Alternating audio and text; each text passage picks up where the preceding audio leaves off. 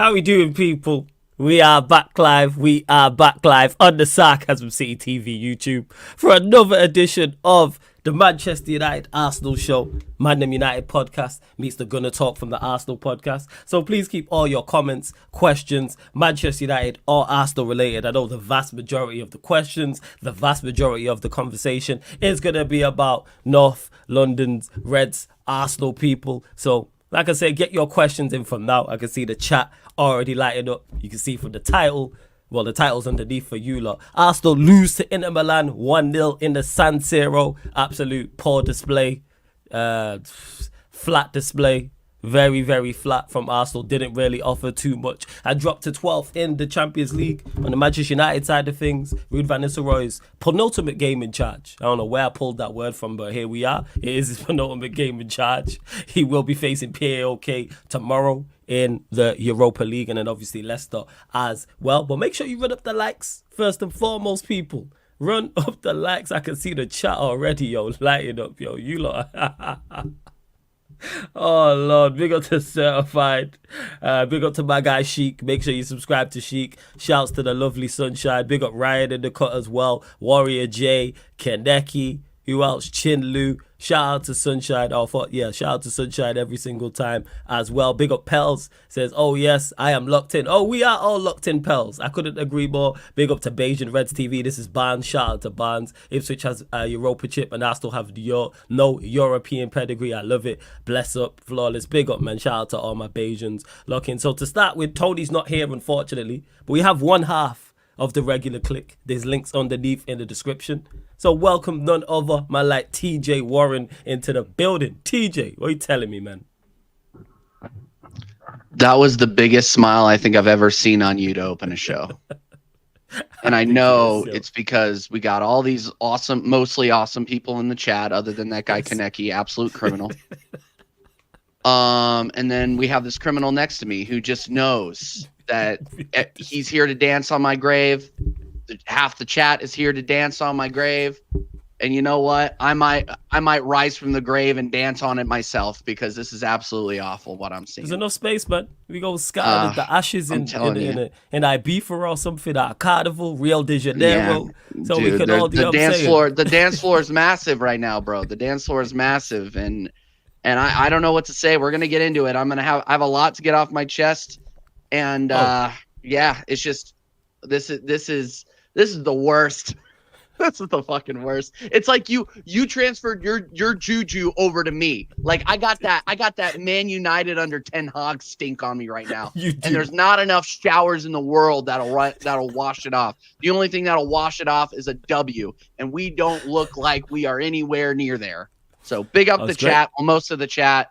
And yeah, let's get into it. And big up Never Shout out to the chat with the numbers. Yeah, let me get to that. A couple things. One, big up to Never a Foul for the raid. Shout out to the whole Never a Foul gang each and every time. Everyone who joined over from the raid, make sure you run up the likes, hit the subscribe button, subscribe to TJ's channel, links underneath in the description. It's road to 14k here though, so please hit the like button as soon as you land. Hit that subscribe button as well. And people are asking about Tony. Tony isn't ducking people. Tony did tell myself and TJ he had stuff going on during this period of time. He'll be back 1st of December. I'll let him explain what it is. Don't worry, it's nothing bad though, people. Nothing bad. Live stuff is nothing bad. And once Tony's back, I don't put out people's business like that. I'll allow him to let you lot know exactly what's happened. But if you're close to Tony or followed him, you probably already know. But salute to Tony each and every time. And yeah, you lot been asking about who the special guest is. And unlike Arteta, I will give debuts to people and give people time on the pitch who actually deserve it, of quality as well. You lot know. I'm saying when it comes to Sarcasm City TV, we are absolute gold platinum mine for talent. Minus Ryan, which was Yan City's fault. We are actually platinum mine for talent over here. Some of you lot might have seen him on the fan calling shows before. Minus him being an Arsenal fan, always hilarious to talk to, always super honest about his own club, which is very, very rare. This is why I praise TJ for it. This is why I praise others for it. So without further ado, you're going to see him on this channel more. And you're going to see him on other channels as well. My like Rizzy Mac is in the building. Rizzy, what are you telling me, man? You good? Bless up. You saying bless up everything, yeah? TJ, Rizzy, TJ, you man have met now. Yeah, big up. Good to meet you, man. I watch you on a lot of streams, bro. Oh, no, I appreciate it, man. Welcome to the show. Thanks for coming on. Really appreciate it, brother. Thanks for having me. Yeah, it's good to have a fellow real one on here. That's all I'm gonna say. There's too many people gassing us. You know what I mean? Too many gaslighters out there. Like Nader. You know what I mean? I know what you mean. I'm not here to pretty up nothing. There you go. My guy. That's why I fucks with you, Rizzy, because I know you're not on that. Like I said, some of you lot would have seen him on the Fan Calling show, but we'll get to it anyway. And TJ, will start with you. You said you got plenty to get off your chest. You'll have ample time to get everything off your chest. Same to Rizzy as well. But thoughts on the game? 1-0 loss to Inter Milan. And yes, the Black Diamond asking, yes, Rizzy is Jamaican. Yes, you called that spot on. TJ, floor is yours, man. Inter Milan 1, Arsenal 0. You lot putting the Saka stats in the chat, hilarious as well. 3 from 16 crosses completed and all. You lot cracked me up. Floor is yours, TJ. Is it true that we had 47 crosses or cross Something like attempts? that. Yeah. We are mudded. We are in dire straits, people. Juliet, dire straits. Like, if you get that, if you know, you know. All I'm going to say, I have plenty to say. Let's go ahead and start with how we conceded. I'm just going to go ahead and get this out of the way. Okay. It was a pen. Relax. In Europe, these pens happen all the fucking time. So I don't want to hear any excuses about how we conceded, because this is how this football club has been running. Is we're sitting back, relying on our defense to do something, and then mistakes happen. We're trying to hit these people on the counter or get a stupid fucking cross goal and just nick it 1-0. That was the goal today. The way that he set up this 11, you cannot convince me otherwise. Obviously, we didn't have Declan Rice. Obviously, we still don't have Odegaard. His minutes are limited. He brought him on for 5 minutes because Kai Havertz got a nasty head blow. Pause. Yeah, he did. That looked. Is he and okay? Actually, chat, let bad. me know if he's okay, because it did look bad. The way he was in concussion protocol, but I mean, he looked okay. Yeah, okay, he's going to be wearing he's going to need some stitches after that. But that's my biggest problem, is that, and everybody can see it. CV Wonder can see that we are missing creativity in the midfield. We have Trossard playing in the 10, and I don't know what more evidence you need to see to show that this guy is not it in the 10. He is an off the bench left winger. Bring him on if you need a spark in the 60th, 70th minute. That is who this player is. Like, accept the levels of this guy.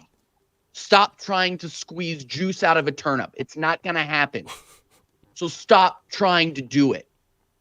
Why are we not starting the one creative midfielder that we have available in Ethan Nwaneri? The way that this kid is being treated is absolutely ridiculous. The kid has shown in preseason and in the appearances where he's actually been able to grow into the game that he can be that spark. But you got to give him time to get into the game. I don't want to hear excuses about, oh, he's 17 years old. Oh, he could possibly overtake Odegaard. Oh, I was hearing every excuse in the fucking book today, whether it was on X, Never a Fouls Chat, whatever, Friendster, MySpace, you name it. I'm hearing all the fucking excuses about why we can't start this kid. What are you talking about? Yeah, it's ridiculous. This manager got rid of ESR and Fabio Vieira. You guys know how I feel about Fabio Vieira, but that ESR transfer is looking more and more horrible by the day. Absolutely. Because if you're not going to trust the kid that you decided to ship the Halen graduate for, then why did you do it? You got to start this kid. Or when you see that Trossard is not going to start and is not creating, then sub him out at halftime and then put the kid in. You are doing him a disservice when you're putting him in at 81 minutes, 81, and expect him to change the game. And to his credit, we did look a little bit more active in the last 10 minutes of that game. Yeah, the turn and shot. That was the turn and shot. Like, the turn was great. The shot, not so much. But the turn is great. And I think if you give him more experience, he's going to start hitting those, or at least start getting him on target. Like, we got to start. You want to trust the youth? Then trust the youth. Stop being wishy-washy about it. If you think that he is going to do better than Odegaard, or you think he's going to threaten Odegaard's position, good. Yeah. That way, when Odegaard disappears in big games, like we know he can, you have a spark off the bench. You start him at 6. You put him in a 60, 55, 60 minutes. Sorry, my fucking head is gone. You start him. Cool. You put him in there, and you get a spark. Exactly. You get a spark. And if he doesn't work out, then you move on to the next guy. Like, True. I don't understand why we get so attached to these players. And we're not attached to winning. Like, That's why? bad. That man said, Why why are do we we get doing so this? attached to? Why do we get so attached to players, but we're not attached to winners? That's crazy. Well, no, That it's is a true. crazy I mean, vibe. and You're look, attached to winning. You're spot on though. That's a crazy bro, vibe. Not and I can attached to tell, winning. Yeah, bro, go and on. I can tell I'm getting hot because my head is hot and my voice is going up. So I'm gonna try to calm down like just a tad. Yeah. Get off your chest. One more person we got to talk about. Go on. Gabriel Martinelli doing his best Garnacho impression. The only thing that's missing, he's from the wrong country and he has the wrong hair color. That's it. This guy Just- is spamming in crosses, looks lost out there. Even when he has time on the ball, I clocked it. He has time on the ball. Nobody's coming short. Kai Havertz is fucking running away from him, and there's no overlap. And when there is an overlap, he doesn't even try. He doesn't even try to hit it. You had Timber overlapping, and it was like he didn't even see him. Like, what the fuck are we doing? Like, and you're trying, and we have a perfectly good left winger, but you're putting him in the 10. It makes no just so I can sense. play out there. This Yeah. manager we got to be taking a serious look at this manager, because all these people that are going to sit here and go, oh yeah, Arteta out. Yeah, I've been Arteta out for 2 fucking years. Welcome to the club. My whole thing is you decided to back him. You decided to say, you know what, anything Mikel does, I back. And then we got and then everybody on the other side is celebrating Edu leaving. Newsflash, guys, Arteta's still here. The problems that existed while Edu are here are still going to exist while Edu is gone, and we still have this manager here with no ideas, no creativity, no plan B. Like, come on, guys, I'm just here to tell you, it's looking long. If we can't get it done against an Inter Milan team, a B team, who didn't even play that well, Yeah, that's crazy. then how are we going to get it done against an on-form Chelsea? And I know they played badly against United. They played very badly against United. Yeah, but you're going up against arguably one of the best on-form CDMs in the league in Moises Caicedo and Lavia. And you're going to expect, and so you can go ahead and say, oh yeah, all that central play that I've been asking for, you can go ahead and throw that out the window. We're going to try to make it work on the wings again. And we're gonna get skunked. Like, I'm sorry, I am not confident going into the Bridge this weekend. I'm not, because we have zero creativity, zero hope in scoring goals. And Chelsea at home, they're gonna nick one. They're gonna get one, and we have not scored in 2 games. Jeez. Arsenal Football Club has not scored. And when was the last time we scored, we were playing against a championship side. So don't gaslight me into saying, oh yeah, and Mikel Arteta said this, by the way, we're going to be this team that plays tonight against Inter Milan in the way that they played, we beat Chelsea. That is what he said. Yeah, that was the quote. And I'm kind of like, big up Warrior J. So last thing, and I'm going to throw it over to Rizzy. So if we can't score against Inter Milan, who people don't rate the Italian league, how are we going to score against Chelsea away? Valid Just points. a question. Valid points. Rizzy, first and foremost, obviously, before we get to everything and your thoughts on Arsenal as a whole and Mikel Arteta and your summer and the players, what was your thoughts on the actual game today?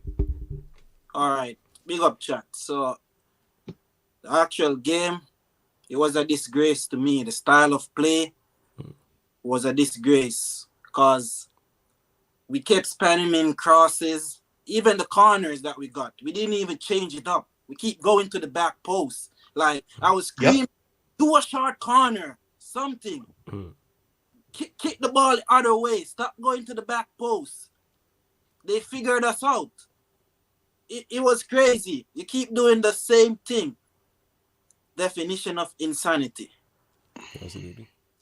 Man, it was a disgrace. And the one spark of life we had was in the dying moments of the game. When Thierry came on, spun the players. I saw this guy in tight spaces getting away from like 3-4 players around him. Nobody was doing that.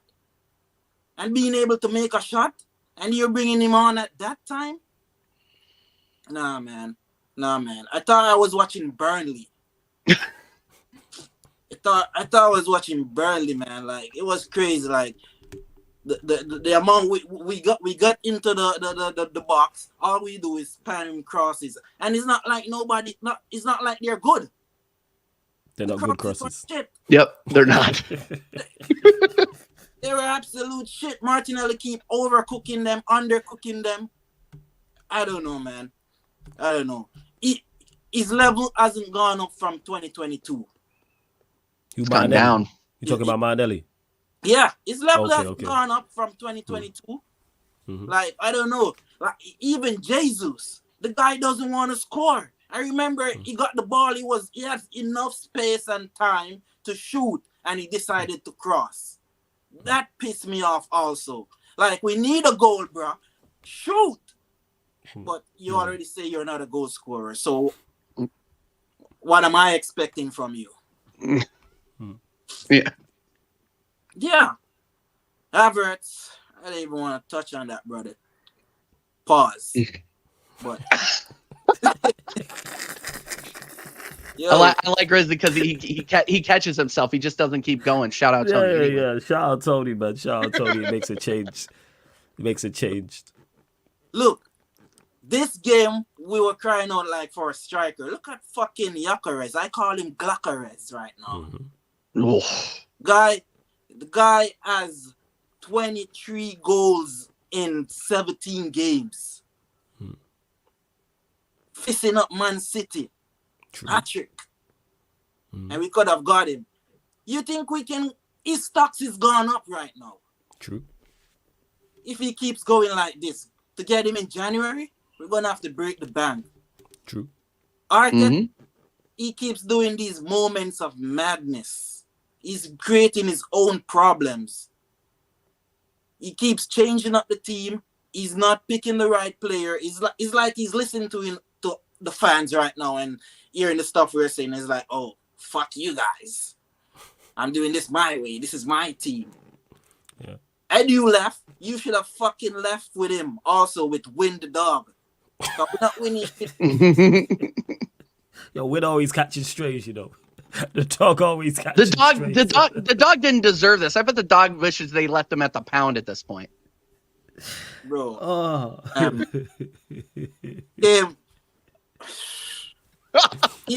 Even when he was like, man was being ball boy, like getting a card for just the stuff you should be focusing on. You're not focusing on bringing on the right players, making the right changes. You bring on Jesus at halftime, okay.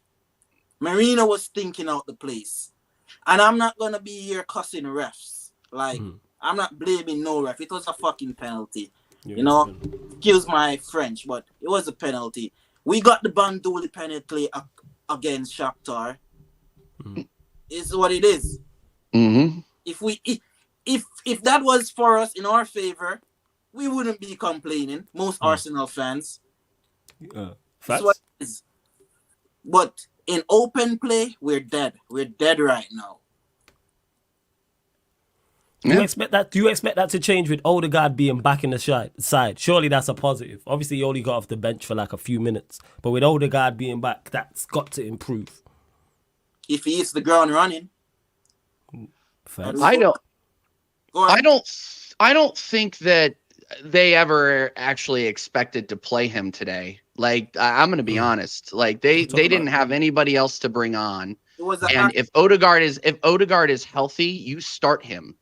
Like, so he's not ready. They're going to be limiting his minutes. And I guarantee you that he doesn't start against Chelsea. And if he does start against Chelsea, he plays 45 minutes. And then he gets Like taken off. you, especially with those ankle injuries, you want to be very, very careful about how you bring him back. So yes, while we're shouting out for Odegaard, we don't want to bring him back and have him end up on the medical table again, because then we're right back where we started, not trusting the youth, playing Trossard in the 10, and trying to get goals from the wings, from wingers that are off form, Martinelli. You know, and then we got to hear about how we expect Saka to save the fucking world when he's getting locked down by a left back and a fucking center back, triple teams sometimes.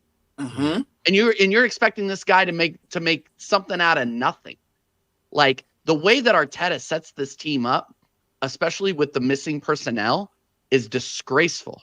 It is dreadful. No new ideas other than let's play a double pivot 6, 2 center backs, you know, a full 4-back line, and just play defensive football and hope we stink a win. It's awful football to watch, gents. It's awful. I paid more attention to work today than I did the actual game. And that says something, because that means work is keeping me more awake than the sedative I'm watching on my television. Yeah, so if go ahead, Richie, go ahead. I'm just gonna have to say, like, you know what wonders like a change of formation can does for a team? If the team is playing and stinking out the place, and just change the formation. Yeah.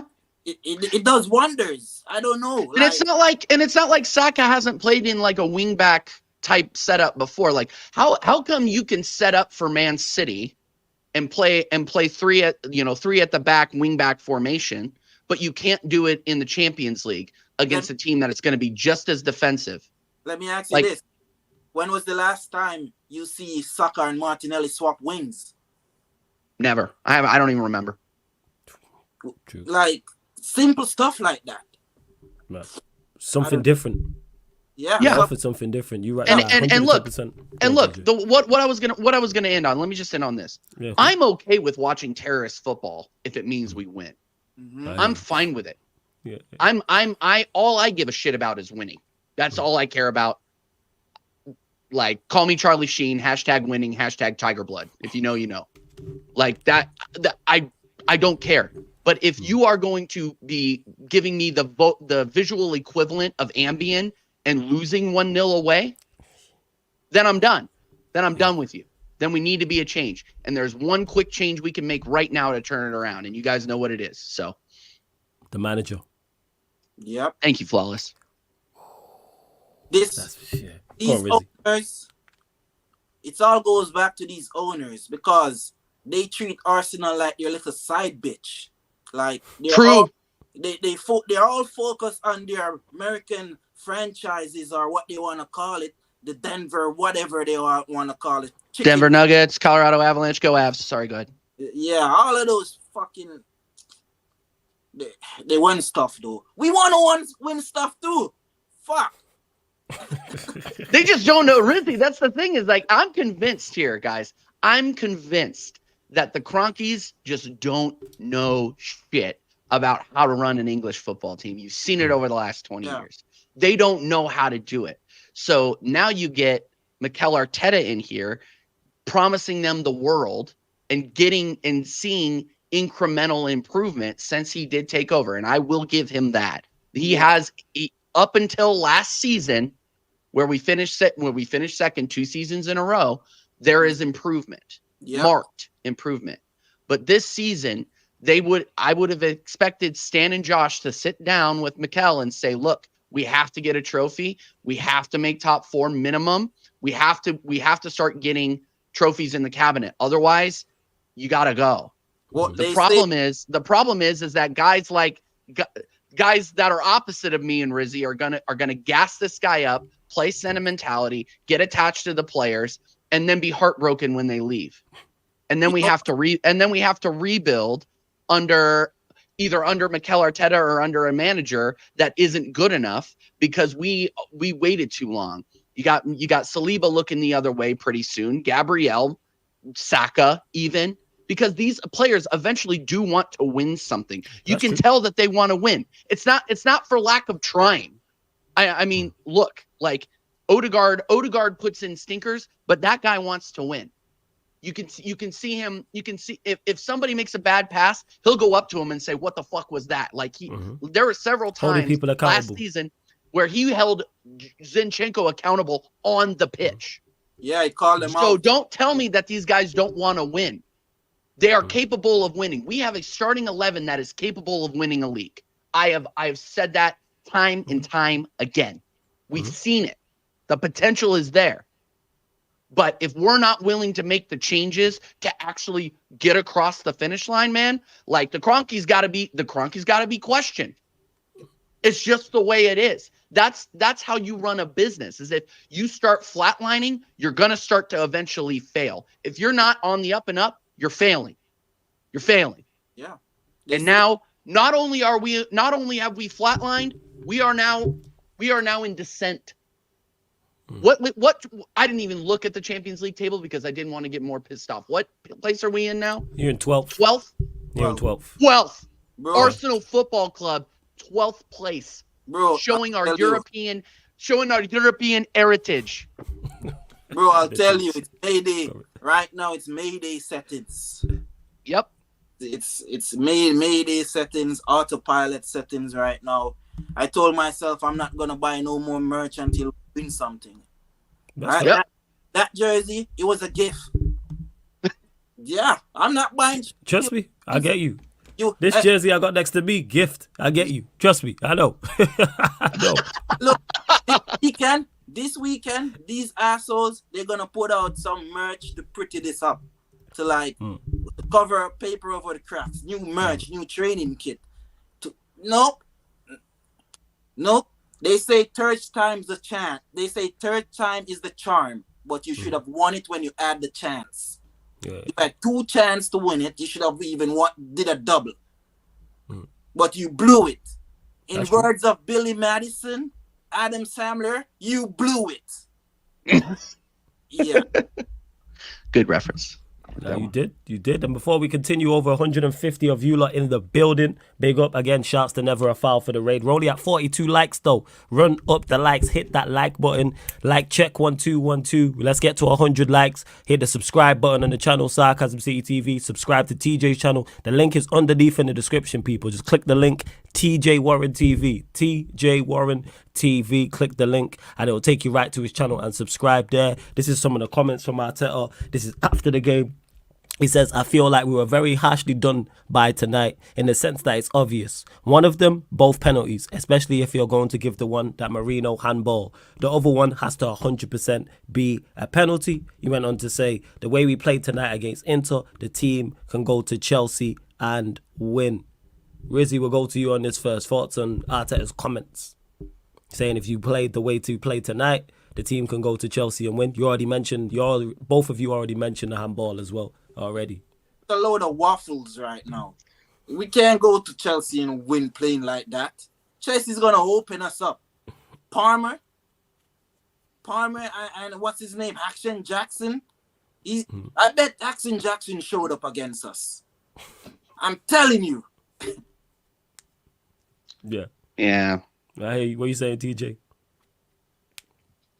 He's doing his best Ten Hag impression. It sounds Is very what is Ten what's Hag. It happening. sounds very, very This Ten Hag-ish. this is why I think the stink came from this side of the screen and it just came over to us because we are awful. And the fact that our manager is now taking to gaslighting us into Vader Games levels This is is Vader. absolutely ridiculous to me. And if you are a member, I'm going to look at the camera for this. If you are a member of the Arsenal fan base and you are believing what you are reading, I have several bridges in Arizona to sell you. I have oceanfront property in Nevada. You guys, I will sell it all to you because if you believe that this manager is believing the words that are coming out of his mouth, you can't be saved. It's copium, guys. It's copium.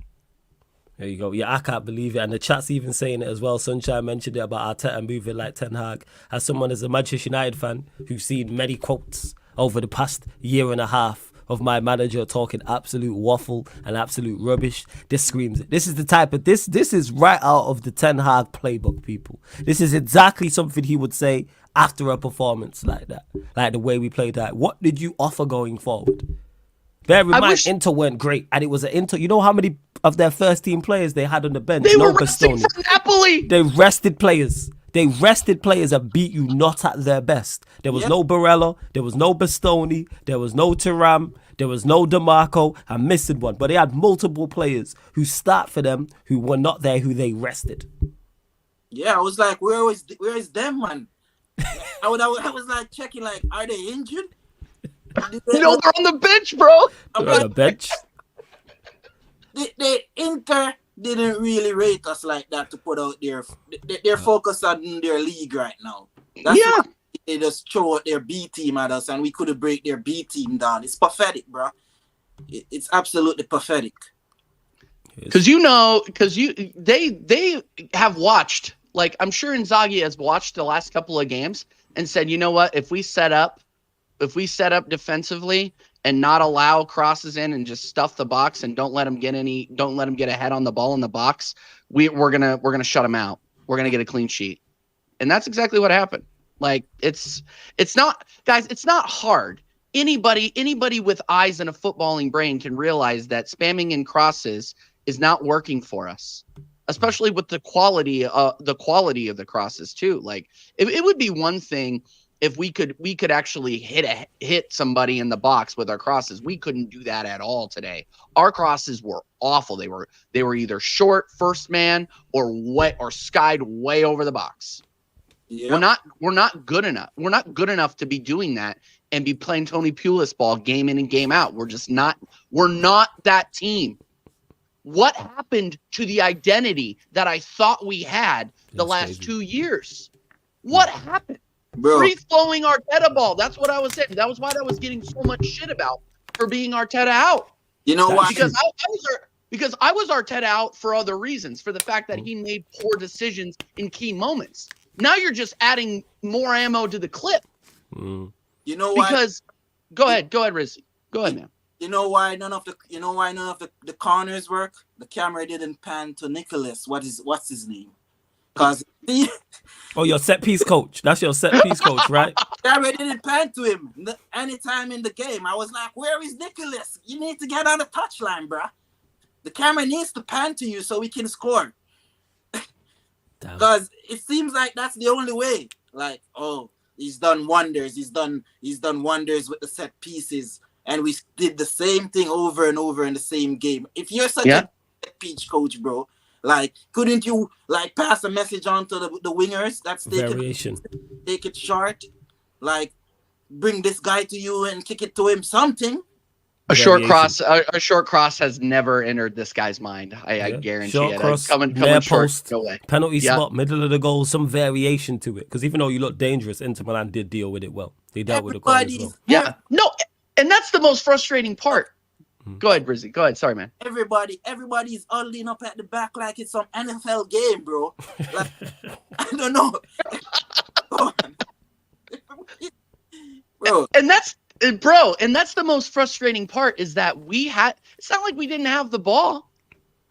Like, possession's not a problem. You had the ball. You had more than enough for the football. Exactly. So it's almost like they didn't take, you know what's so insulting? And we deserve it. They didn't take us seriously.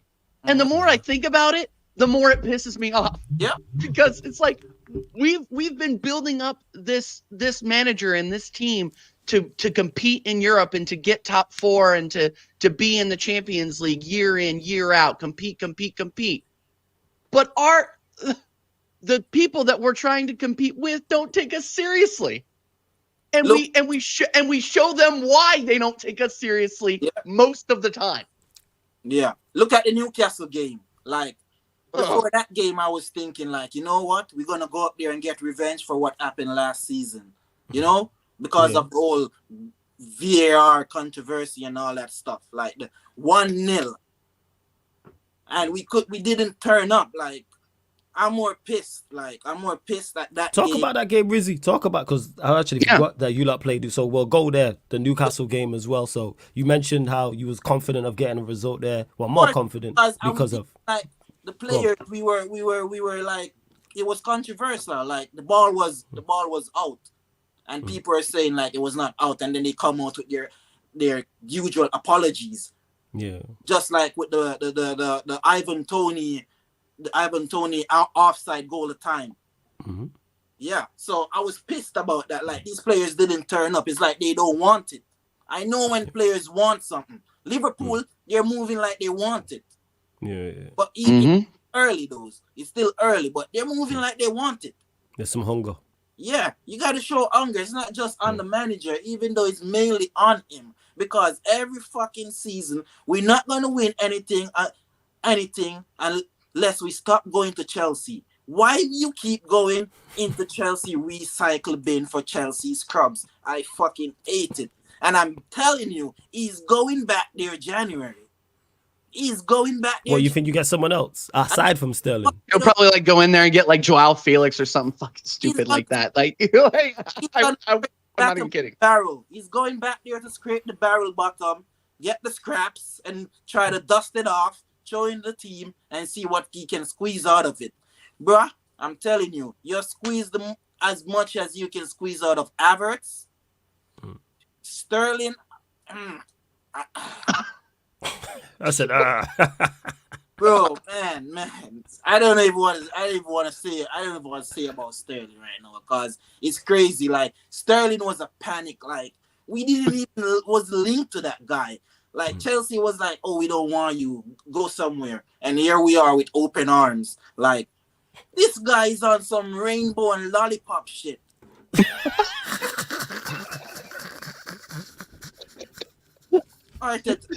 Guys like, oh, rainbow and lollipop shit is Care Bear shit, bro. Care Bear. Rainbow and lollipop shit. I'm gonna have to use that. That's good. I'll quote you. That's good, yo. Bro. Rainbow and lollipop thing is your shit is good. That's bro, a good bar. And here's like all these people. And here's the thing: is it's more banter for us now. Like I'm fully into like we are now a banter club. Like today really sealed it for me, and Newcastle sealed it for me too, because we do nothing but make excuses, bro. Your thoughts on that, TJ? The Newcastle game as well as you're talking. Game? Yeah. I don't understand what is so difficult about playing Newcastle at Newcastle. And here's why. Because don't get me wrong, Eddie Howe, good manager. Yeah. Good, really, really hard place to play St. James Park. But we have played at St. James Park the last 4 years in a row, and they play us the exact same way. They don't do anything different. Single time. They don't do anything different. We go into the midfield, they kick the shit out of us. They're dirty. They hit us after whistles. Like, they play the game. They play the dark arts. You want to talk about dark arts? Go and watch Joel Linton and Bruno Guimaraes against Arsenal. Yeah. They will get down. They will get dirty. I don't know if that's a pause, but I'll throw a pause in there. Whatever they need to do to get the victory, and they did it. And they did it. I mean, it was the draw. Sorry, whatever.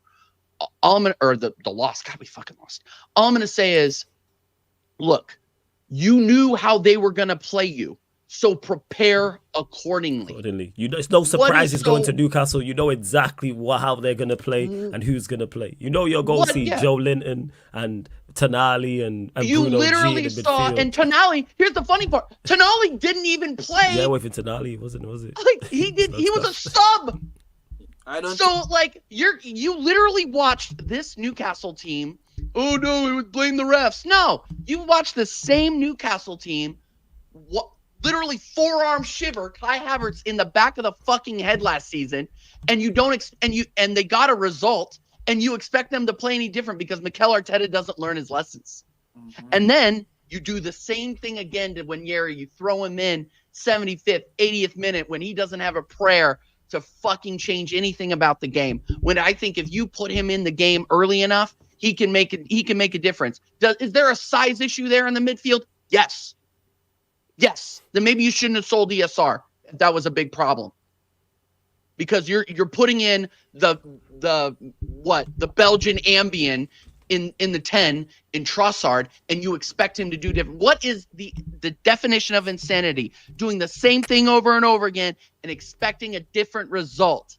And we're doing that. I feel like I'm in fucking Groundhog's Day. Have you seen Groundhog's Day before? The Bill Murray movie? Yeah, it's a guy. He's a shitty guy, and he has to relive the same day over and over and over and over again until he gets it right. I feel like I'm in Groundhog's Day. I feel like I'm caught in the snowstorm, and then I wake up in the same bed every day. That is what happens. Same shit. Never learn. Oh, this shit could be the Truman Show. Bro, I mean, I feel like it is the Truman Show because Man City are just going to come back and win it. I mean, you know what's going to happen at the end. I don't think Martinelli recover from what Livermento did to him, though. Like, the way he got locked down in that game. Yeah. You reckon that Here's was the thing is, I don't even think Livermento didn't even need to do that much because I think Martinelli just panics. Like, the way that I want to know what Martinelli is being told before matches. I want to be a fly on the wall for that conversation because he gets the ball in deep in the final third and he has options. He has an overlap, but why isn't anybody coming short to help him? You know what pissed me off the most in that game? It was true, just like Jesus in the Milan game today, and he turned back. Yes. You saw that it was true, and he turned back, and we needed a goal. I was like, what the fuck is this? Why? Like I can't do live reaction. I'll fuck my shit up. I'm telling you, this is why, dude. If I stopped, if I was keeping doing watch alongs, my YouTube channel would have been banned today. Yeah, I'm not gonna lie. It boggles my mind the way, like, you see that Martinelli is struggling on an island by himself over there. Like, he cannot sit on the ball and make a good decision with it. He can't do it. When he has Timber overlapping and Kai Havertz is running away, why isn't anybody giving him another option? Give him another option to get rid of the ball and then have him cut in and try to make a move towards goal. Like, I don't understand how hard this is. When you see time and time again that if he gets the ball in deep, especially near the goal line, he dies. He dies. Like, yeah, we need a manager. Bro. We need a manager that is calm under like stuck pressure situation. You can't have a manager that keeps shitting himself, keep shitting his pants when it comes down to the pressure situation. You know why we lost to Aston Villa last season? Go on. He panicked and changed shit up. And Emery just like figured it out right away. You should have what you had in your back pocket. Go with what you had before and see if he can do something against that. But after that, you had nothing. Like, he's on some old friend thing. Like, it's why you need Jorginho. As Jorginho able for us. Yeah. George, I don't think Jorginho has started for you. Not that I've well, seen. no, he's only started in cup games, and here's Just the thing that's the worst. Here's the worst thing about that, though, too, and deep this a little bit. If you're depending on your sixes to generate offense, like a Granit Xhaka did, like, I can't believe I'm saying this. Like, we're missing a Granit Xhaka type player that can actually break the lines from a box to box perspective and isn't allergic to passing the ball forward like fucking Rice and Marino are. Right? You have Jorginho here, and this is the craziest part. He is the only guy that will try to get the ball in deep and sky it to a midfielder. That's true. Like, or sky it to Saka. Otherwise, you're gonna have you have Ben White doing that against Liverpool, incredible goal, but you don't see any other players doing that. Mm-hmm. Or like from our midfield, if they're playing behind the 10, they are allergic to passing the ball vertically. Allergic. It's awful. I'm fed up, dude. Like, I'm fed. Like, people are TJ, you're cooking in the chat. I'm fed up. Is the problem? Yeah. Like, and here's the thing. I'm moving. The more and more results that come across like this, the more and more apathetic I'm gonna get. And the more you're resigning yourself to being in a top 4 battle. This was not the conversation that I thought I was going to be having. And I'm sure Rizzy feels the same way. Of course. in November 7th. And you might talk about being a banter club and being apathetic towards the season. Yeah, go on, Rizzy. Go on. It comes back to the summer transfer window.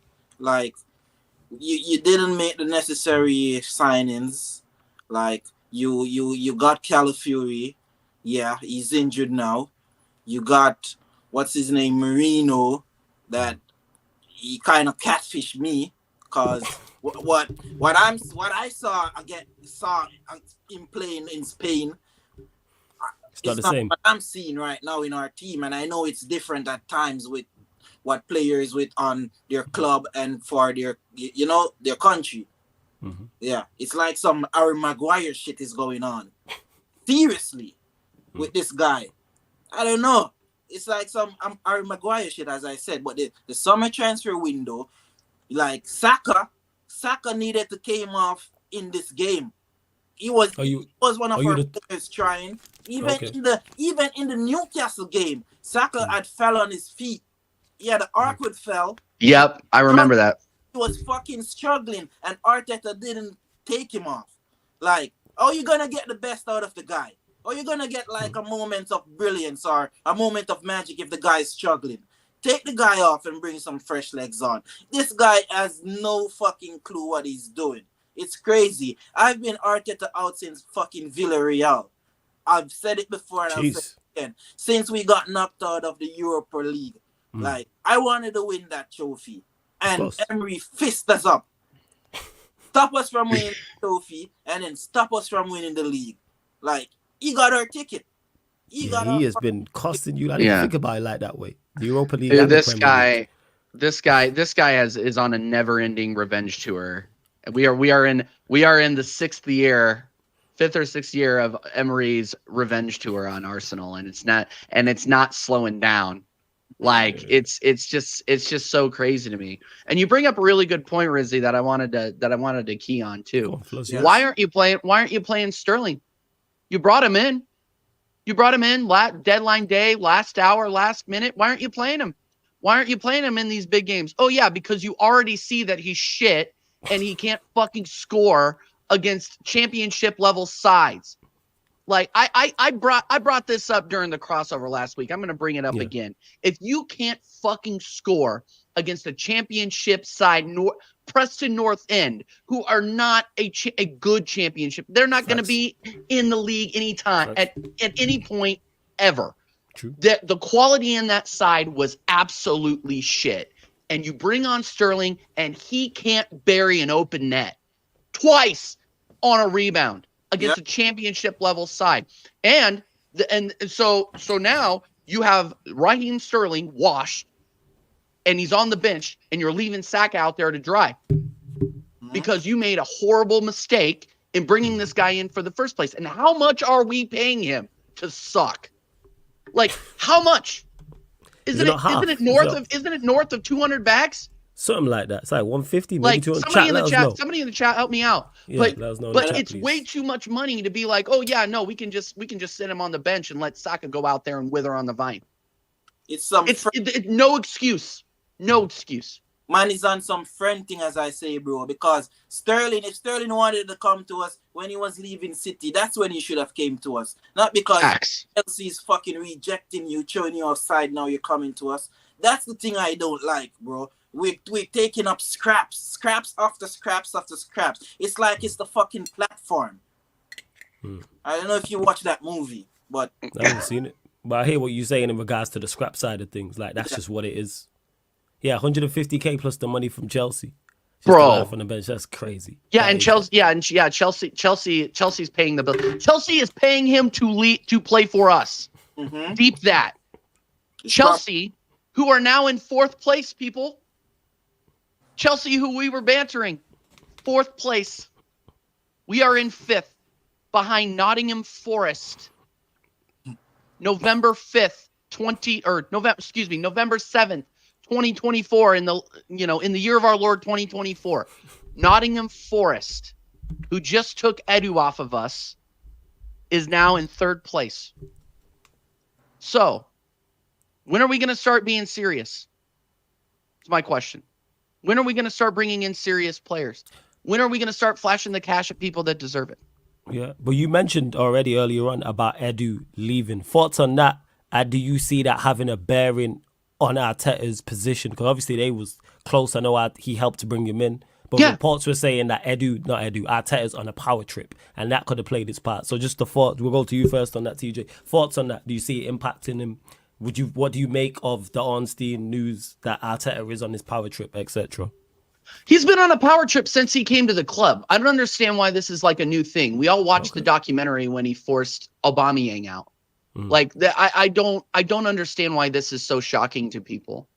If this came as a surprise to you, you haven't really truly been watching this manager. The guy micromanages the players on the pitch. What do you think happens in the background? It's 10 times worse.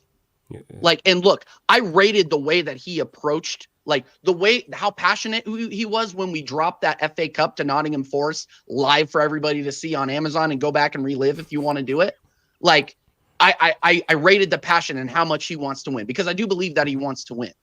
The problem is that he needs more brains around him that will actually check him.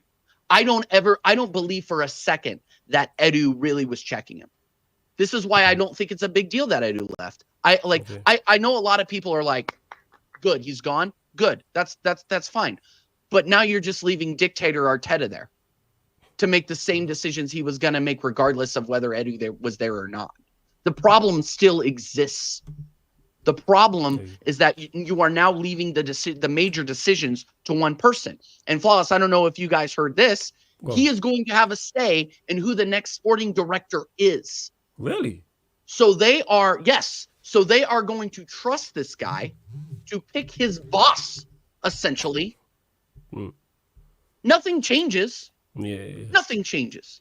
So, like, I understand getting gas up. I wanted Edu out too. I think his talent ID is awful. I think that Stevie Wonder could probably be a better recruiter than him.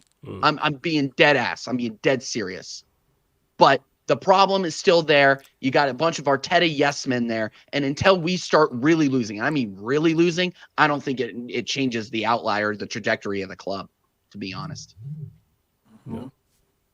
Well, that's fair. Rizzy, what was your thoughts on it? I don't know. Obviously, we haven't spoken in regards to your thoughts on Edu overall, but him leaving, Arteta power trip news or reports, I should say. Yeah. As I said earlier, Arteta should have left with him, and I'm dead. They should have packed his bag and left with him, because Edu is transfer decisions. Like, why did he keep going to Brazil for players? Like, where did he get Martinelli in some back favela?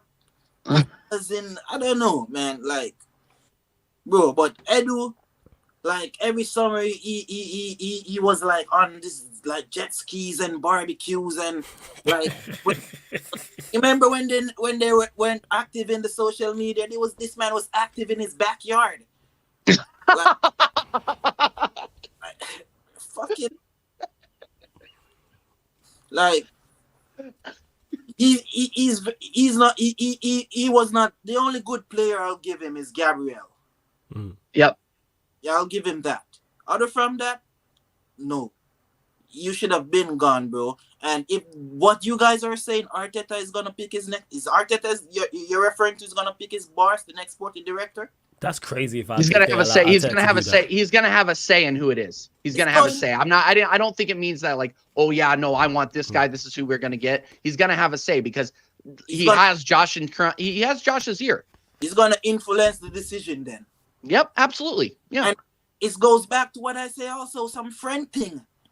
So it's not gonna be like people that's there to check him. Like, bro, this is not the way. Let's try something else. Even players, I don't think this guy can even angle big personalities. Like, that's why I heard that they interviewed Ivan Toney. And they didn't like how he talked. What man said? what man said why he didn't like what he said? Oh, Arteta, you're gonna have to play me every game. You're not gonna bench me. Certain things in my contract. I don't know. Like, this guy, he doesn't want players that's going to challenge his authority. I get that. But at the same time, if you really want to win something, this what he's doing ain't it, and he has to get a competent sporting director, like somebody that knows what they're doing. Like we got get players that we can develop, get players that are gonna also hit the ground running and get us to where we need to be. Like, yeah. No, that's fair. That's a very fair and balanced assessment, because the fact that he's having a say in that should come from the higher ups, like the sporting director, because they should have their own vision in regards to, okay, we need a sporting director that this is the way we want to play. Let's get a sporting director who's able to get us those players, whatever the way is we want to play. Because the switch from you lot, because as despite you lot being terrible and not getting the results, the football is just boring. It's just flat. Like, your games are legit boring. And that's something you never really associate with Arsenal. Especially last season, you lot were battering teams at points. Breaking all types of records. 4-0 here, 5-0 here, 6-0 here. But it's like that intense gone. And it's like, all right, let's just try and nick a goal or wait on a set piece. Which makes no sense considering you was moving forward with what you've done. You had the two second place finishes. Why would you not kick on with that and try and add to that? Is what doesn't make sense. Well, can I ask Grizzly a question, and maybe ask everybody a question? Do you think Mikel Arteta trusts these players? Not all of them. He doesn't trust all of them because he wouldn't be making the type of decisions that he makes during game. Like, his in-game management stinks. That's his man management overall. He's probably a good coach to a certain level, but he's not Arsenal level right now because he doesn't trust. You buy certain players and you don't play them. Like, why is Tommy Yass? I forgot that we still even have Tommy Yass at the club. Where is that guy? Yeah, only he's constantly injured. But yeah, no, I get what you're saying. No, I agree. I agree with you. I'll answer my own question. I don't think he does. And when you're 5 years into a project where you have 10 transfer windows and 800 million pounds a lot of money to send, a lot of money you spend, and you don't trust your players, you don't trust your bench, you can't build a bench that you can trust to go out there and run the tactics that you practice over and over and over and over again, week in, week out for the last 5 years, and you don't trust them. You don't trust Ethan Nwaneri, who has been in our system since he was 15 years old. You wheeled him out in that game against Brentford, 15 years old. And you put that label on him, and it shows that you trust that he's not going to go out there and make a dumb decision in the last 10 minutes of a football match, and you're taking the piss to get a PR move. Now he's 17 years old. He's shown that he's good enough, and you don't trust him to go out there and put in a full 90 when you see the impact that he brings. So that's just one of those things where I agree with you. I don't think he trusts these players. And that's to do what's needed to score goals. And that's probably the biggest indictment on Arteta at this point, is that you are playing these players, and you're playing these players in a certain way where, like, football minds like Ryan can see, okay, yeah, like you're not going to be cooking with Trossard in the 10, but you're going to continue to play him in the 10. Yeah, it's crazy. Because you don't trust Nwaneri to go out there and do it. Yeah, like he can't do any worse. Worst case scenario, you play in there and he has a bad game. He plays as bad as Trossard's exactly. playing. And how is that? How can you play any worse than Trossard in the 10 at this point? You can't. No. Worst. He is the worst. He has been, and I don't like slandering him because I think he's a great winger. In the 10, he is the worst player on the pitch, bar none. Yeah. The worst. Yep. I don't think he completed a pass against Newcastle. Jesus. It was fucking awful. Yeah, he was non-existent in that game. I don't remember him. He was non-existent in that game. Before we continue, though, hey, you lot, still over 120 people in the building watching live right now. But let's run up these likes because we're only at 61 likes. We need triple digits. Let's hit that like button, people. Triple digits. Subscribe to TJ's channel. The link is in the title. It's there underneath in the title, TJ Warren TV. But let's run up these likes. Let's hit the subscribe button as well. Henri made some comments too before we get back to the Arsenal-Newcastle game. Let's see what he said. Let me find this. Yeah, this is Thierry Henry on Arsenal.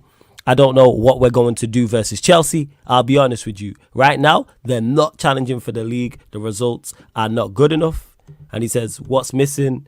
What's missing is just that the final. What's missing is just that the final end product at the moment.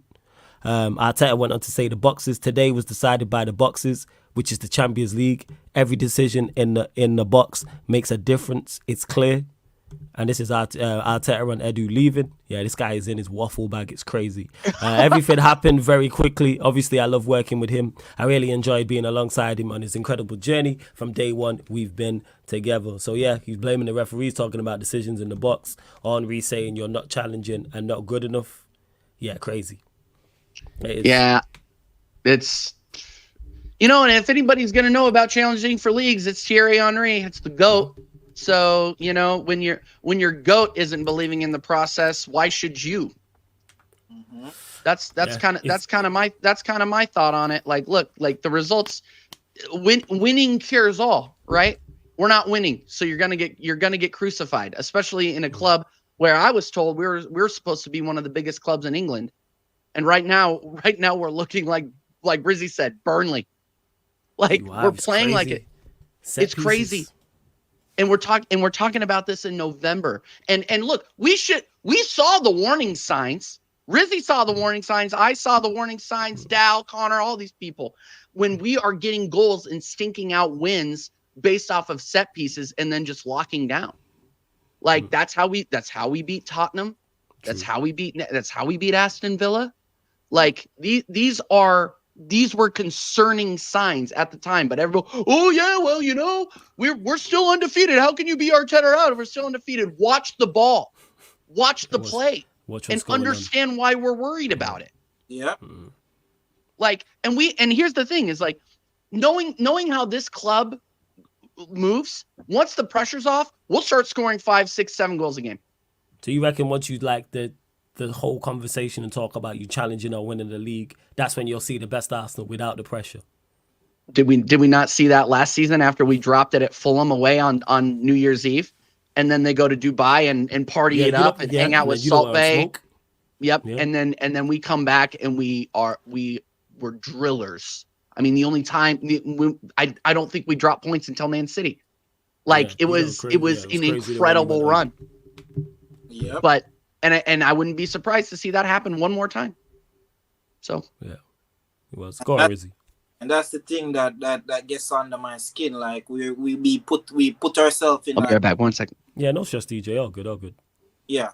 So like we put ourselves in great situations where we can do something. Then the manager, he just goes and fucked it up. Like he either change up the system or he doesn't get the player that we needed. Like last season, like we lose the league to 2 points.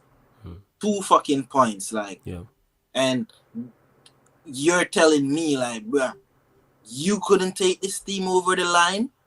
Like, just to win, like, 1 extra game? You couldn't do that? No. Man, you should have gone from the summer.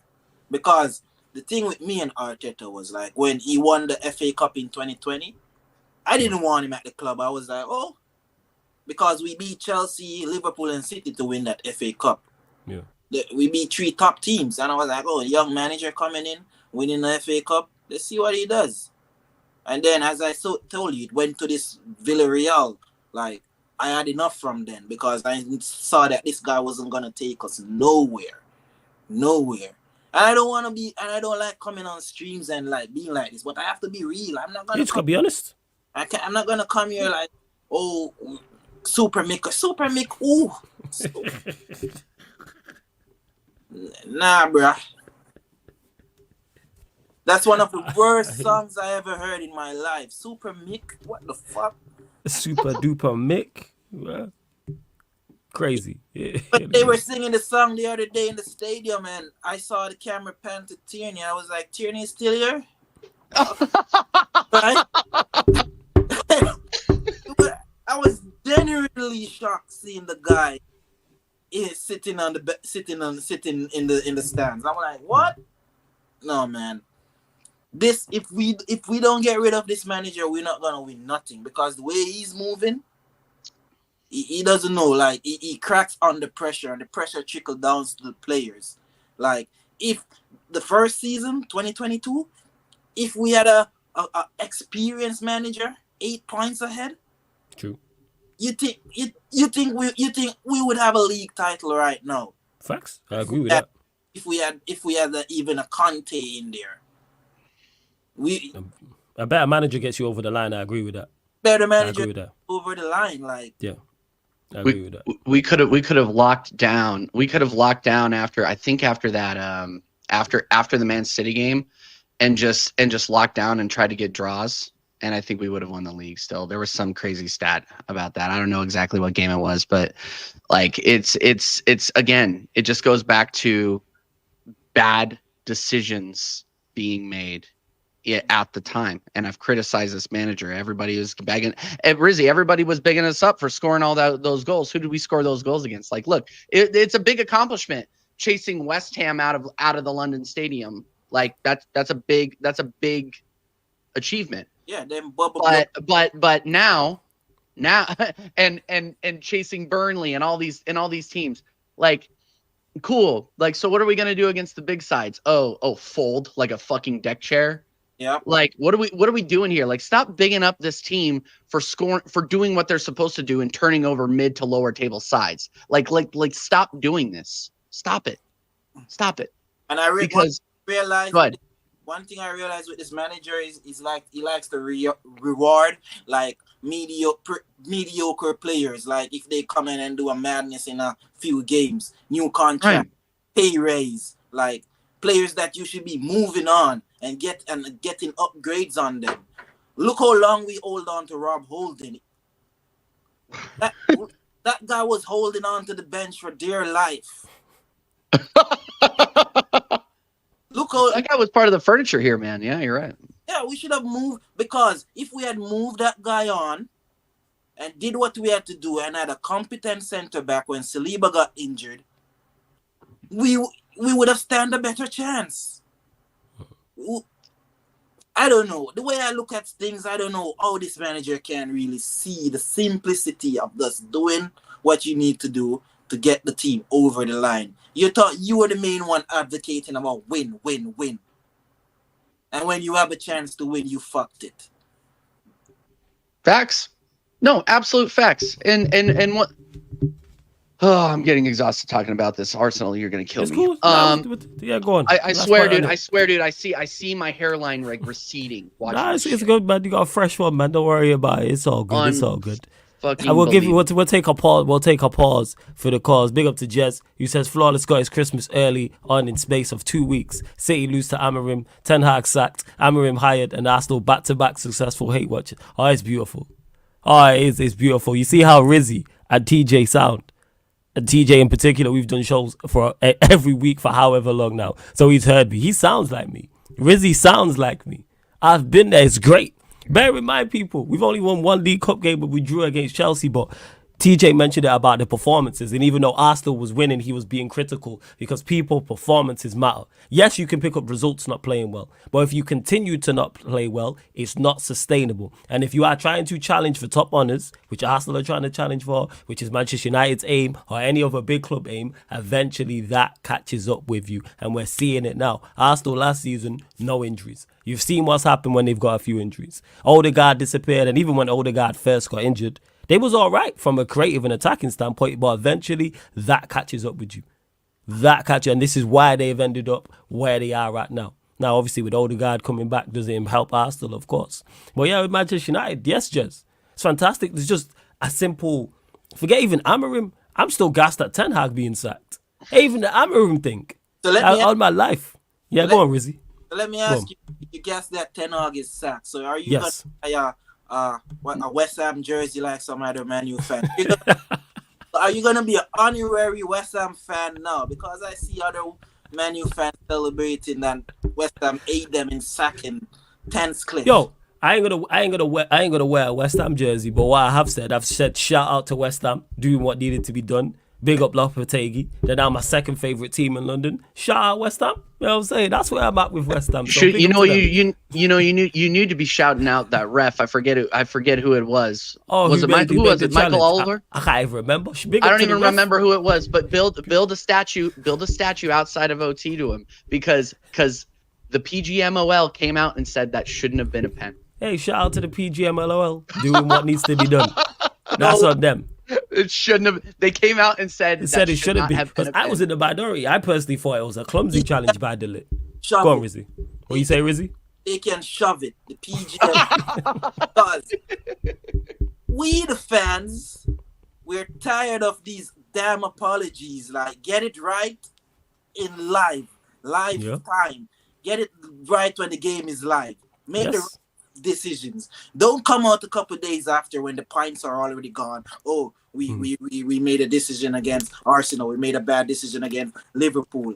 We made a bad against the Man U. Like what is that gonna resolve? Like Yeah, that's not gonna help us. And that's the thing is, I thought it was a clumsy challenge by Delit anyway. But aside from that, hey, he's gone over. Amarim was just the bonus because I wasn't even thinking because I was so just in sheer joy and just on cloud 16, not even 9. I was on cloud 16 out of 10, not cloud 9, cloud 16 out of 10. I've been him being gone. I wasn't even thinking too tough about the next manager. I always think short term, medium term, long term. At that moment in time, I said it on every live stream I was on that day. I'm thinking about the now.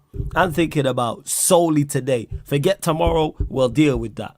Amarim was just an added bonus on the day because it came out of nowhere. It's like an RKO. Like, I had no idea. And that was the manager I wanted. And then on top of that, the whole conversation was then, oh, is it going to be summer or is it going to be now? And it's like, oh, shit, it's after the international break. All right, bet. And we're getting players coming back. The season is still well and truly salvageable. We're still in the free cup competitions.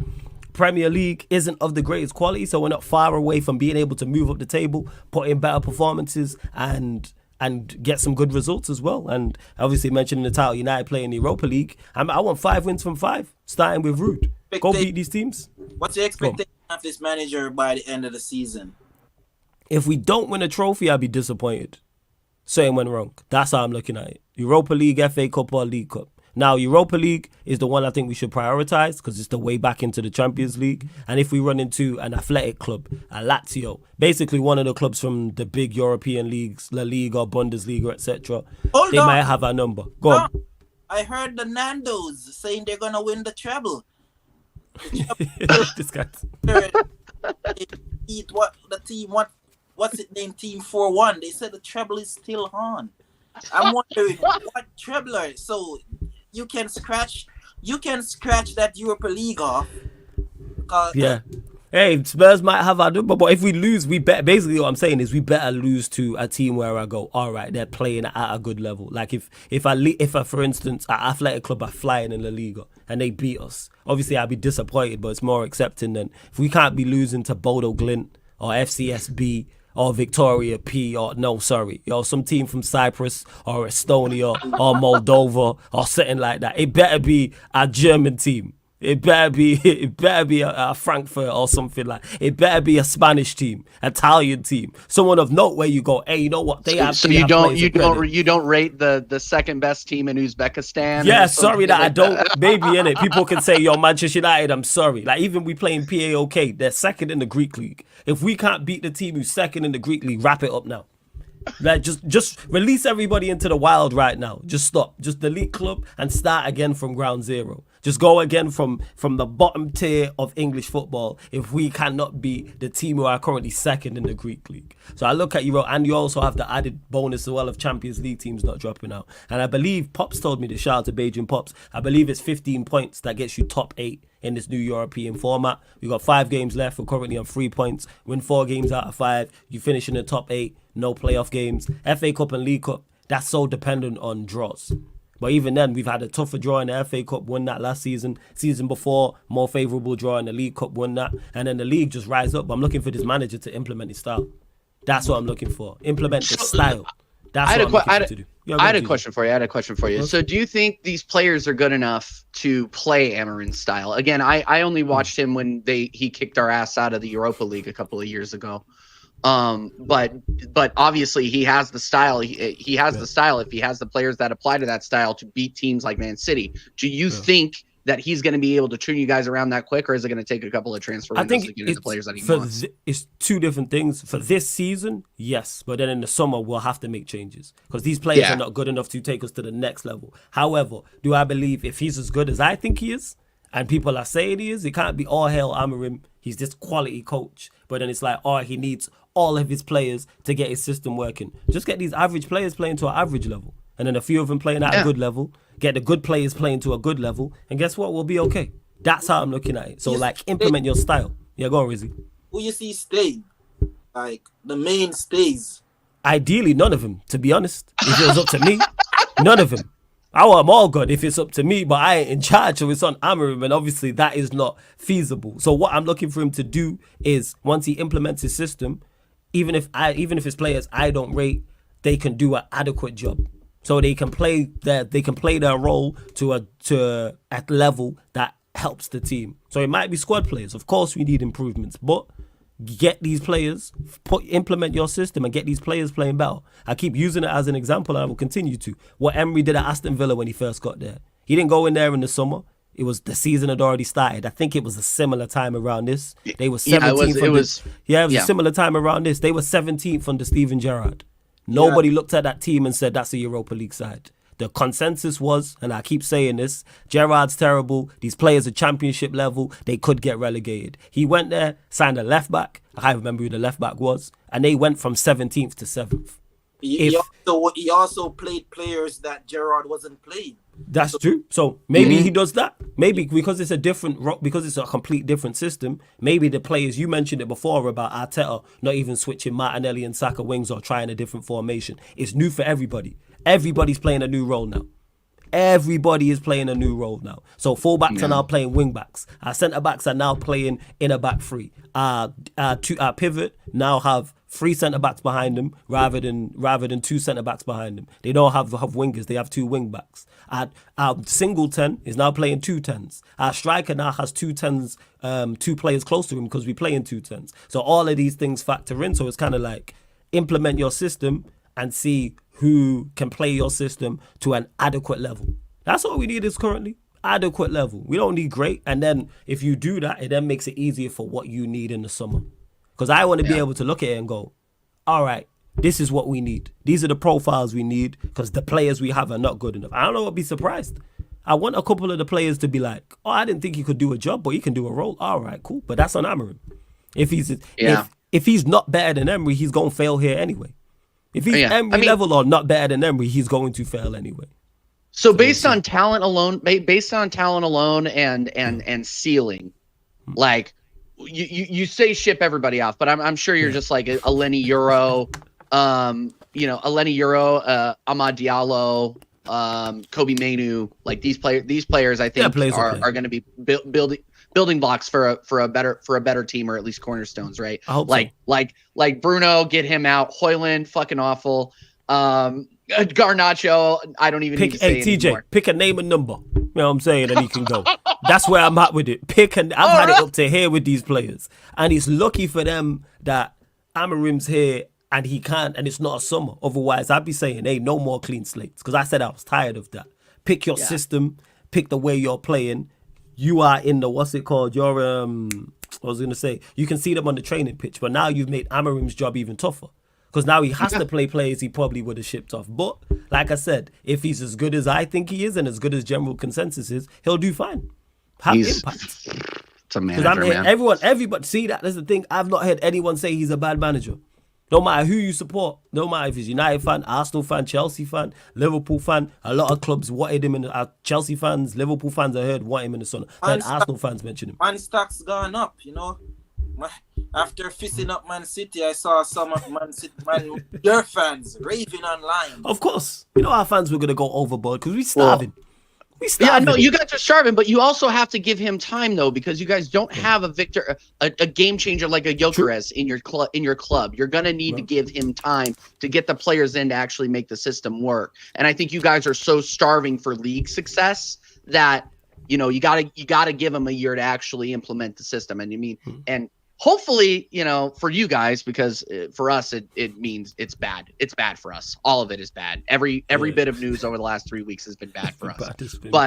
But for you guys, it's great news, because if they're going to give an incompetent manager like Ten Hag 3 years, how much are they going to give a competent manager, a manager with a track record of winning with sides that may not necessarily have the talent to do so? So, yeah, absolutely. Yeah, I mean, what a great manager, man. Damn it. And that's what it is in regards to. That's why I'm not saying, all right, come in there, transform the whole team in this season alone, and they're all going to be world class and go compete for the title. No, but I'm looking for him to improve in all areas. That's what I'm looking for to do. You're a miles better manager than Ten Hag. So therefore, implement your system. Therefore, our performances should be better. Forget results for a second. Of course, results matter. But I'm looking for performances that are sustainable. We play you lot, we play City away, and we play Liverpool away inside like his first 8-9 games. I'm looking at all those games. Of course, results matter. I want nothing more than to win at the Emirates and Anfield and Etihad, but it's not solely on that. It's also, how do you approach those games? How do you perform in those games? Are you slightly more pragmatic? What happens if one of the teams we're facing go a goal up? How do you react when we go a goal up? How do you react when Arsenal, the momentum's with Arsenal? How do you react when the momentum's with a City or a Liverpool at their place? What do you do? Do you fold? Are you proactive? Yeah. Or do you wait for it to happen? Like, all of these are questions I have, and we're going to find out. But even outside of that, we got Ipswich away his first game, Everton at home his next game. We play Forest, we play Bournemouth as well. See, people, this is how interested I am that I can now know the fixture list. That's how you know people. I had no idea who we were playing next. I can now give you the fixture list from now pretty much till New Year, because I didn't care. But now you can tell him. So that's what I'm looking for him to do, is in regards to performances. You're not under scrutiny, but you're under the spotlight, as you are at Manchester United with everything. I want to see how do you deal when a player's out of form? What do you do then? How do you deal when a player's in form, but he's replaced someone? How long do you give him before you bring back whoever? How much favoritism do you show? What are your substitutions like? Are you very proactive? Are you take off players inside half an hour? Are you take off players at half time? Are you 65, 70 minutes where you take off players? Is it a mix? That's what I want to know. But please, I hope as soon as he lands, play a back three. If he plays a back four in his first game, I'd be so disappointed. So disappointed. So you think the upper heads, the Ineos and those people gonna give him what he wants, or you just have to watch and see what they're gonna do? I don't trust them as far as I can throw them. I really don't trust Ineos. Even the situation they've brought him into, they've made an extremely tough job for Amorim even tougher. If we would have brought him in the sacked Ten Hag and brought him in the summer, extremely tough job. Squad needs to be addressed. You're a new manager at Manchester United. You are under the spotlight. You are, if the UK heads, you are under more spotlight than the Prime Minister. You are spoken about more than the Prime Minister over here. You're spoken about over here like the President is spoken over in the States. Like, that's what it's like, especially in the UK. Like, everyone, you come to Manchester United as the manager, instantly you know who you are. Instantly you trending. Instantly you're the highest on Google search. So I look at it and go, all right, that's very tough. So you've waited. He's now got 11 games less. He now can't bring in anybody. He now has much less time to assess the squad. He's bringing in a squad that is no confidence whatsoever. 3 games drawn in the Europa League. And now you're bringing him into that and saying, all right, cool. Just made it tougher.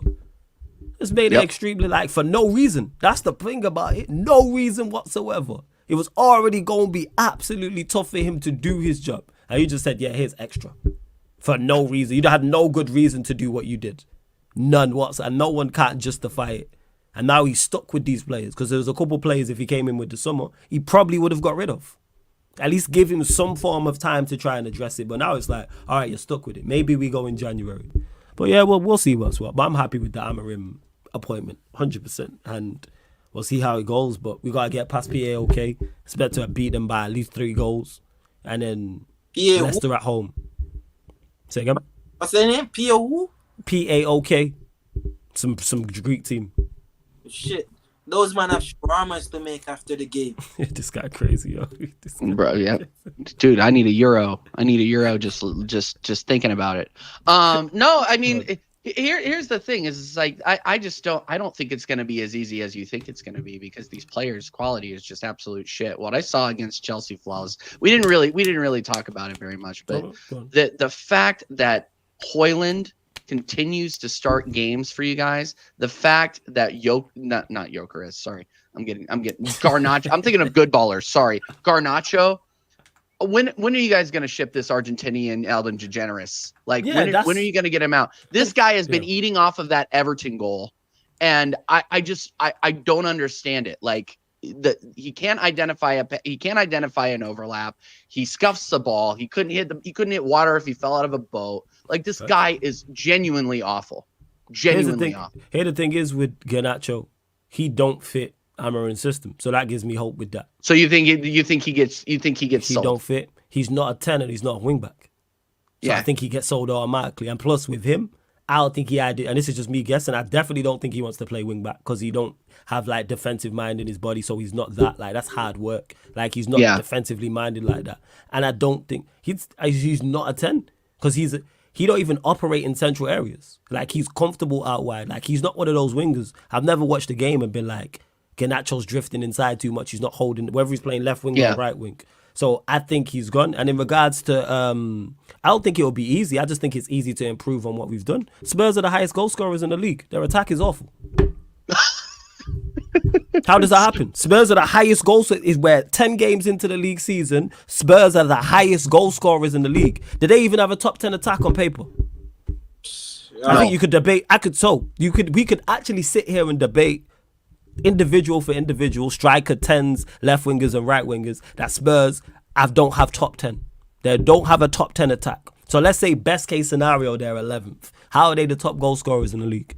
How have Brentford scored the same amount of goals as Liverpool after 10 games? Nobody would have said that Brentford's attack is close to Liverpool's. All right, Nottingham Forest are third. So again, it ties back into what I'm saying. If Amrim's as good as we saying he is, and we think he is, then guess what? You'll be able to improve. It's not hard to improve on this because the bar's on the floor. Just get the average players playing average.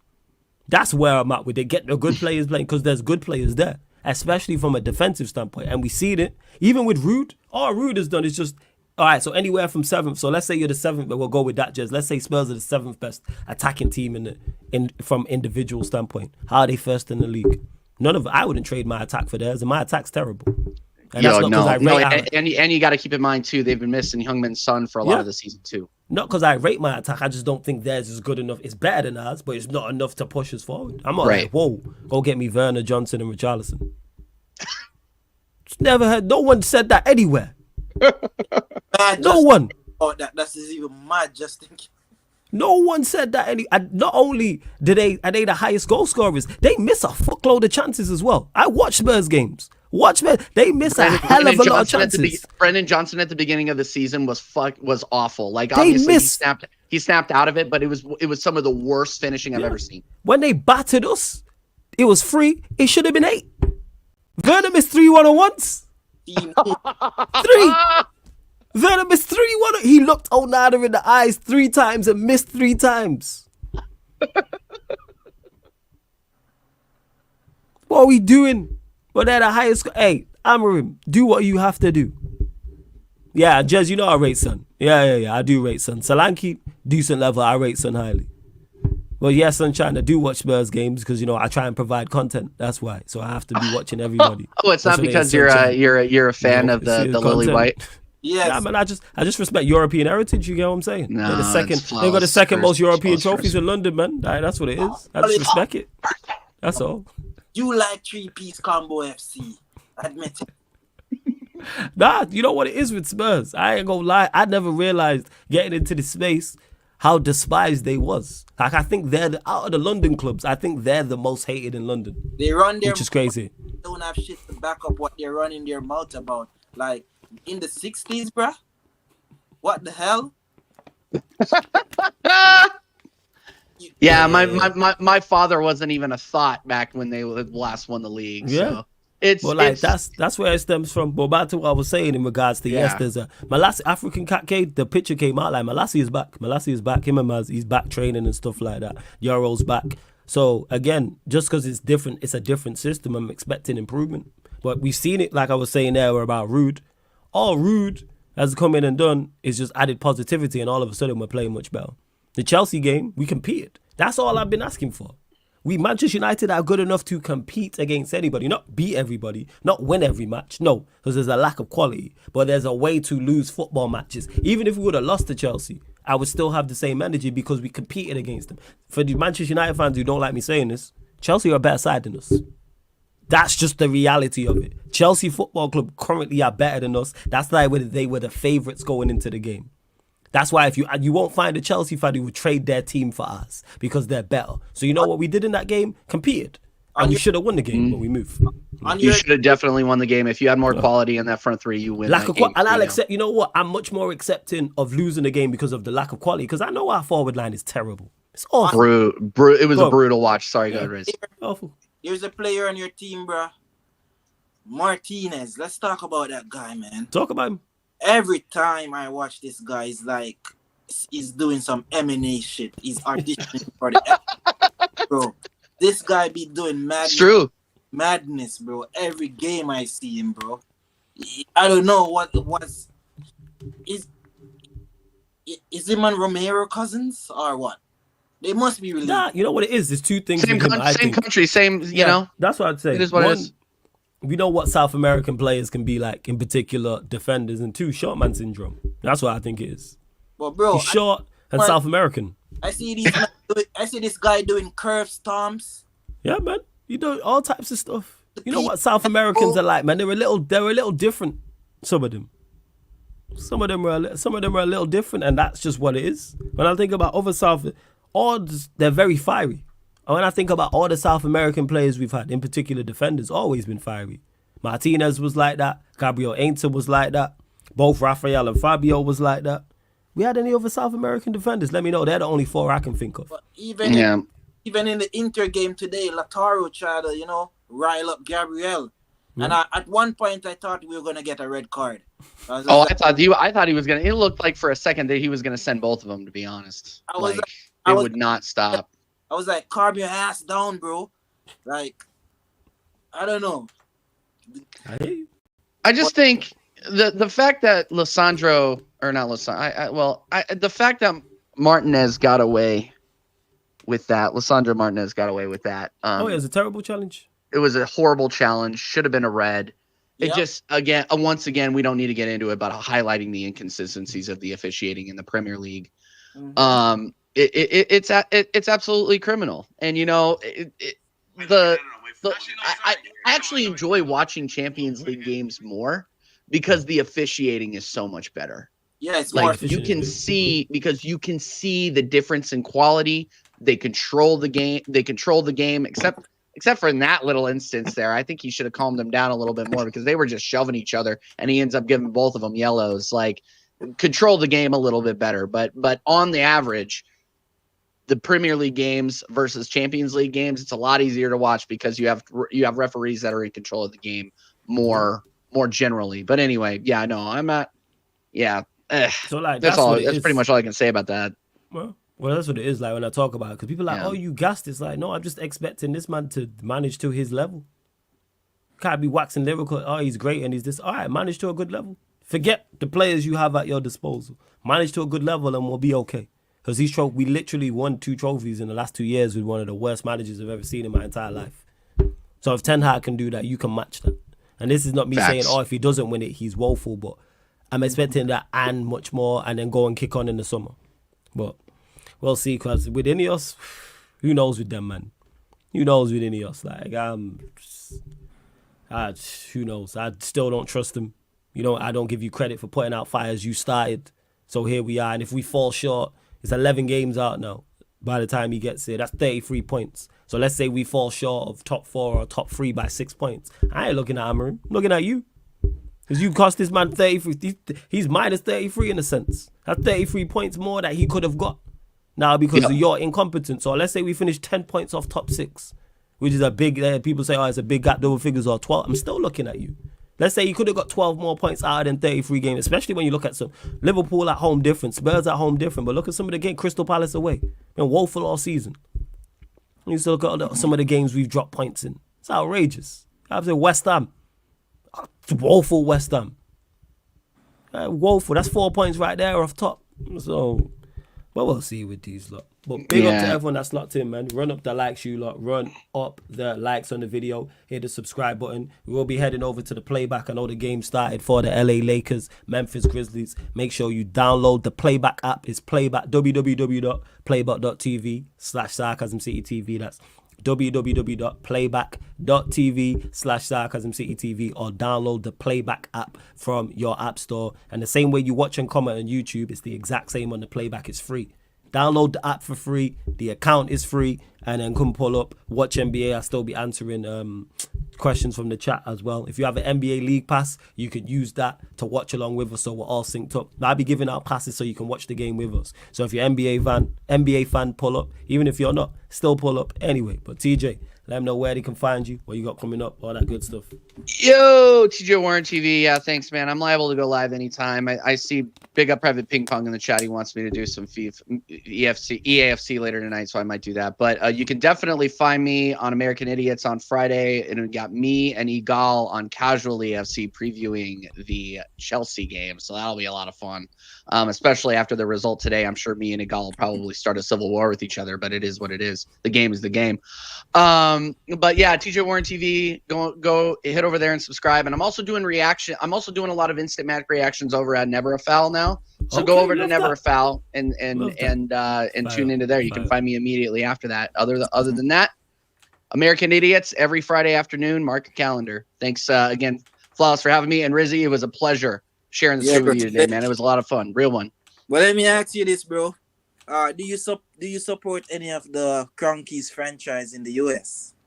Bro, I grew up watching the Colorado Avalanche. They were my first love. Yeah. Okay. Yeah.